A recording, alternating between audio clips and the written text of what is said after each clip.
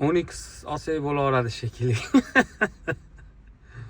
Endi atesal hali xiraroq olyapman, sababi 10x egalari biz obunachimiz bo'lishi mumkin.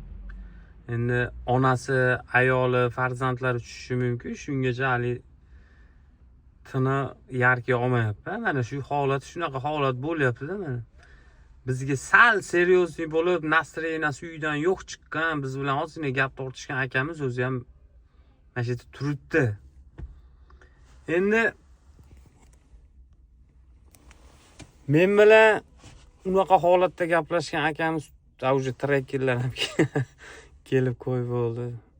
Endi to'g'ri, xafa bo'lmaymiz, u menga gapirgan, men bilan tortishgan akada endi uydan настроенияsi yo'q bo'lib chiqqandir, uyda qanaqa muammo bo'lgandir, Alloh biladi, o'zi biladi. Lekin bitta maslahat, hech qachon asabiylar buzilgan holatda ko'chaga chiqsanglar ham o'zingizlarda asabiylarni ko'chadagi odamga ko'rsatmanglar. Baribir foydasi yo'qda.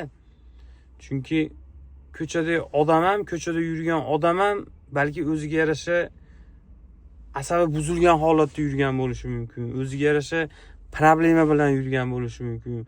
Allohga shukr, biz unaqa bir asab buzarli problemalar yo'q, inshaalloh. Bir soat qo'yapman. Mana holat akalar. Mashina ashincha mana shu yerda. Shunaqa gaplar. O'zingizlarni kuzatishda, o'zingizlarda ehtiyot qilinglar, bizni kuzatishda davom etib, asabni saqlab, salomatchilik haqida o'ylab, uzoq vaqtlar bir-birimizga yaxshi настроенияda yurish nasib qilsin. Sog' bo'linglar, salomat bo'linglar. Uje probka bo'ldi.